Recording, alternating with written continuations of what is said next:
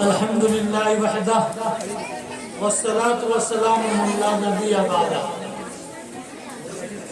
قال اللہ تبارک و تعالی فی الکلام المجید والفرقان الحمید اعوذ باللہ من الشیطان الرجیم بسم اللہ الرحمن الرحیم الرحمن علم القرآن خلق الانسان علمہ البیان وقال النبی صلی اللہ علیہ وسلم طلب العلم فریضۃ علی کل مسلم و مسلمہ۔ صدر باوقار معزز علماء کرام اور ائمہ اعظام، بزرگوں، بھائیوں، عزیز ساتھیوں،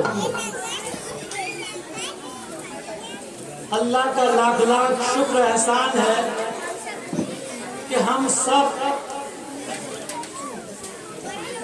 دینی اشاعت کے سلسلے میں یہاں اکٹھا ہوئے ہیں۔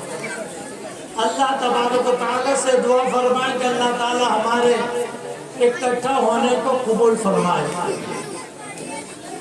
حقیقت میں قابل مبارکباد ہے مدرسہ احیاء العلوم کے ذمہ دار اور محترم مبانی کہ جنہوں نے مکتب کے نظام کا بیڑا اٹھایا اور فی الحال 9 یا 11 مکاتب 13 مکاتب اور 13 مکاتب کے امام بھی اکٹھا ہے۔ اس میں مکاتب کے سلسلے میں ایک اجتماع بھی ہو گئے۔ آج تک اگر یہ مکاتب کا پروگرام نہ ہوتا، آپ کے بچے نہ آتے، تو معلمین اور وہ متعلمین بھی نہیں آتے۔ اور یہ 13 جگہ کے جو معلمین ہیں ان کو ہم دیکھ بھی نہیں پاتے۔ میں تو جب تک جانتا نہیں کہ 13 معلمین کہاں تھے۔ اسی ایک جگہ کی وجہ سے آج 13 معلمین کا دیدار بھی ہو، ہم سے ملاقات ہوئی۔ اور یہ جو بیڑا اٹھایا گیا ہے، یہ دوستوں بزرگوں، عالم بننا فرض نہیں ہے، حافظ بننا فرض نہیں ہے، لیکن علم دین کا اتنا جاننا فرض ہے جو جس سے روزہ نماز ایمان کا مسئلہ آ جائے۔ اسی لیے حضور نے فرمایا کہ ہر مسلمان مرد اور عورت پر علم دین کا سیکھنا سکھانا فرض ہے۔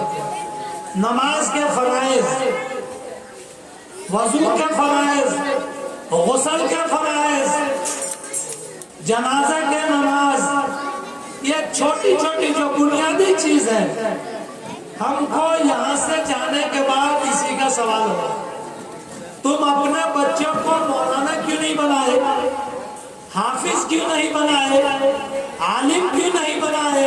یہ پوچھا نہیں جائے گا۔ یہ وہاں ضرور سوال کیا جائے گا کہ تم اپنے بچوں کو اتنا علم کیوں نہیں دیے جو تمہارے ذمہ فرض تھا۔ بہت سارے لوگ ابھی مرنے کے قریب ہیں، ان کے پاؤں قبر میں لٹکے ہوئے ہیں، ان کو نماز کے فرائض میں معلوم ہے، واجبات نماز بھی معلوم نہیں، وضو کا طریقہ بھی معلوم نہیں، مسافہ کا طریقہ بھی معلوم نہیں۔ جو نمازی عید اور بقرعید میں جاتے ہیں، مسافہ تو منع ہے، بہرحال وہ جب مسافہ کرتے ہیں تو وہ مسافہ کی دعا کے بجائے اللہم صلی اللہ سیدنا مولانا محمد پڑھتے ہیں، اور اس طرح مسافہ کرنے کے بجائے کینچی کے طرف مسافہ کرتے ہیں۔ اور دوستوں بزرگوں، اور تو اور جو نماز عیدین کی نماز ہوتی ہے اس میں 3 زائد واجب تکبیرات ہوتے ہیں۔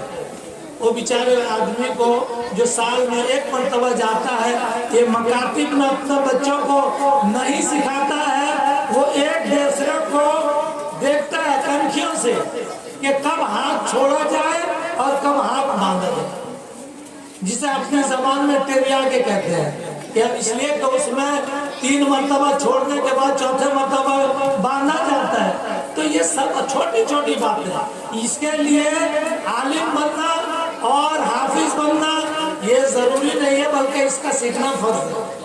تو مولانا عبدالوحید صاحب اور عزیز مرشد ذکی نے یہ جو مکاتب کا نظام کیا واقعی میں قابل مبارکباد ہے۔ بچوں کی ہمت افزائی ہوئی، یہ چھوٹے چھوٹے بچے 14 بچے آزاد 39 بچے۔ اب امام اگر ایک دن ہمارا مؤذن غائب ہو جائے گا، بڑے بڑے مسجدوں میں یہ دیکھیں گے جو 5 وقتہ نمازی ہے، دیکھیں گے مؤذن کہیں چھٹی میں گئے ہیں، وہ دیکھیں گے مؤذن صاحب نہیں ہے تو یہ سوچے گا کہیں لوگ مجھے کہیں گے تو یہ بھاگ جائے گا، اس لیے کہ کوئی آئے نہیں، مؤذن صاحب تو چھٹی میں گئے ہیں، میں داڑھی رکھا ہوں، ٹوپی پہنا ہوں، نماز پڑھنا آتا ہوں، ابھی سب مجھے پکڑیں گے۔ 1 2 3 انڈیا فری بھاگ گیا، پھر اذان ہو جائے گی پھر آئے گا، اور نماز کا تو سبحان اللہ، امام کا 2 منٹ دیر ہو جائے گی فوراً وہ اعتراض کرے گا، دیکھو اذان ہو گیا بھی پورا گھنٹے بج گیا بھی امام ہے، ارے ان کا تقاضا ہے مسئلے کے روح سے کم 5 منٹ امام کا انتظار کرنا ضروری ہے، مسئلہ ہے، لیکن شادی بیاہ کے موقع پر 1 گھنٹہ بیٹھے رہیں گے، امام جب تک نہیں آئے، نوشہ نہیں آئے گا، نکاح جب تک نہیں ہوگا، کھانا دونوں میں لگے گا، وہاں بیٹھے رہیں گے 1 گھنٹہ، 2 منٹ امام کے آنے میں دیر ہو گئی، اس طرح معلوم ہو کہ آفت آتا ہے۔ امام کو ہم اور آپ اپنا غلام سے بھی بدتر سمجھتے ہیں۔ اچھا امام اگر نہیں ہے تو ماشاءاللہ داڑھی ٹوپی والے ہیں، نمازی ہیں، حاجی ہیں، چلو تم ہی نماز پڑھا دو، دوستو بزرگوں وہ 10 سال پیچھے بھاگے گا، میں نماز نہیں پڑھاؤں گا۔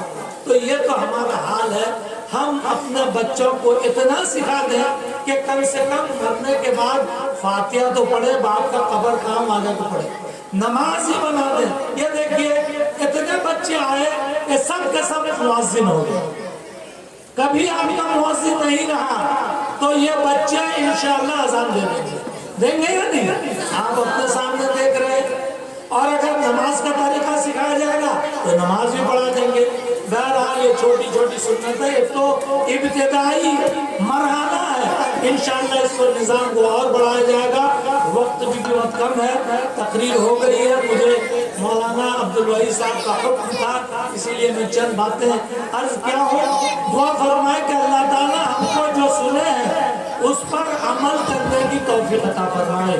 وآخر دعوانا الحمدللہ۔